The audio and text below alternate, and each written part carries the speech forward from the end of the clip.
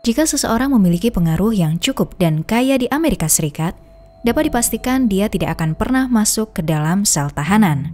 Bahkan jikapun akhirnya masuk penjara, uang akan dengan mudah mengeluarkannya. Namun berbeda dengan Jordan Belfort.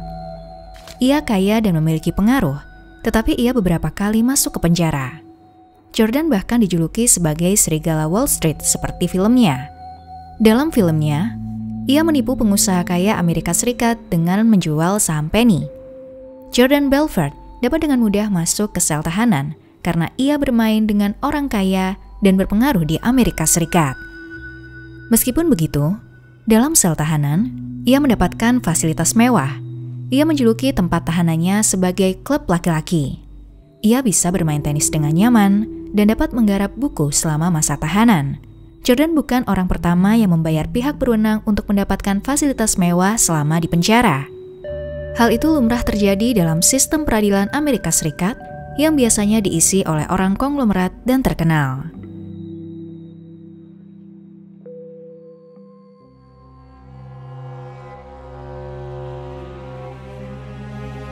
Sel mewah di Amerika Serikat.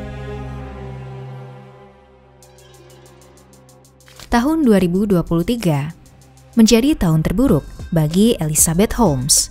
Sebelumnya ia memiliki julukan miliarder wanita termuda, namun hancur ketika perusahaan startup dirinya bernama Theranos terkuak dalam skandal penipuan.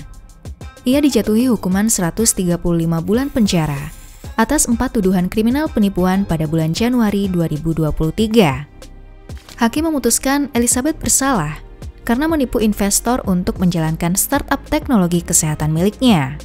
Elizabeth dikirim ke kamp penjara Federal Bryan di Texas, Amerika Serikat. Kamp penjara Bryan memiliki fasilitas mewah dan memberikan kenyamanan bagi narapidana. Bagaimana tidak? Kamp penjara ini sebagian besar narapidananya berasal dari orang-orang kaya dan terkenal di Amerika Serikat. Kamp penjara Bryan juga memiliki standar keamanan yang rendah, di mana narapidana tidak mendapatkan penjagaan ketat. Selain itu, narapidana mendapatkan fasilitas rekreasi dan ibadah dengan bebas. Mereka juga bisa mendapatkan kelas-kelas keterampilan seperti bisnis dan bahasa asing untuk mengisi waktu. Lebih mengejutkan lagi, pada bulan Juli, diam-diam pengadilan memberikan pengurangan hukuman kepada Elizabeth yang semula 11 tahun 3 bulan menjadi 9 tahun penjara. Seorang artis hidup selayaknya manusia biasa yang suatu waktu dapat melakukan kesalahan. Namun perlakuan yang didapat ketika menjalani masa hukuman bisa saja berbeda. Contohnya, saat menjalani masa hukuman, seorang artis tidak harus selalu berada di dalam sel tahanan. Ia bisa beraktivitas biasa setelah membayar uang jaminan kepada pihak lapas. Sedangkan manusia biasa harus menunggu persidangan di dalam sel tahanan karena tidak mampu membayar uang jaminan. Selain itu, hukuman yang diterima oleh artis-artis biasanya lebih ringan daripada orang biasa. Lindsay Lohan misalnya. Ia seharusnya mendapat hukuman penjara selama 24 jam karena kepemilikan obat terlarang. Namun pada kenyataannya, ia hanya 84 menit berada di dalam sel tahanan. Fasilitas sel tahanan seorang artis juga berbeda dengan orang biasa. Penjara daerah Los Angeles memiliki kamar suite room, yaitu kamar 7021 untuk narapidana artis. Beberapa artis seperti Robert Downey Jr., Sean Penn, Kelsey Grammer, Tommy Lee pernah menjajal ruang kamar 7021 tersebut. Di dalam kamar 7021, narapidana yang menempatinya mendapatkan fasilitas layaknya hotel bintang 5. Mereka juga tidak perlu berinteraksi dengan narapidana umum lain karena ruangan tersebut sudah sangat privat dan aman. Narapidana artis tidak perlu merasakan antri kamar mandi, kamar yang pengap karena ventilasi yang kecil, dan kesulitan lain yang biasanya dihadapi oleh narapidana biasa.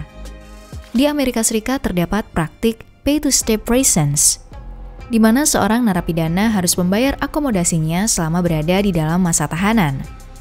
Narapidana juga dapat meminta fasilitas yang lebih memadai kepada petugas.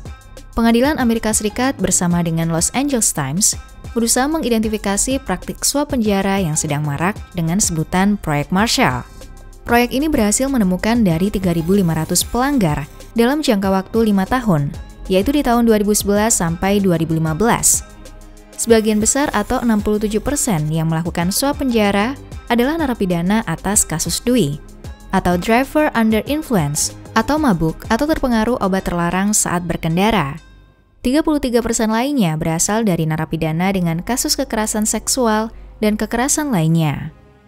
Narapidana dengan latar belakang keluarga kaya akan dengan mudah menghindari penjara daerah Los Angeles dengan membayar kepada petugas. Narapidana tersebut dapat dipindahkan ke lapas yang memiliki fasilitas memadai. Penjara swasta yang biasanya memiliki fasilitas lengkap dan memadai memiliki tarif yang berbeda, sekitar 100 sampai 150 dolar per malam atau setara dengan 1,5 sampai 2,3 juta rupiah. Misalnya seseorang terlibat kecelakaan dalam keadaan mabuk. Jika menginginkan fasilitas mewah di penjara swasta dan keringanan hukuman, maka ia harus membayar 72.000 dolar atau setara dengan 1,1 miliar rupiah. Tentu rasanya tidak adil ketika melihat seorang narapidana lain yang melanggar aturan yang sama mendapatkan fasilitas yang lebih memadai daripada kita. Pengadilan juga dirasa tidak akan melakukan renovasi fasilitas untuk lapas daerah. Mungkin dimaksudkan agar tidak semakin banyak kriminalitas terjadi di Amerika Serikat.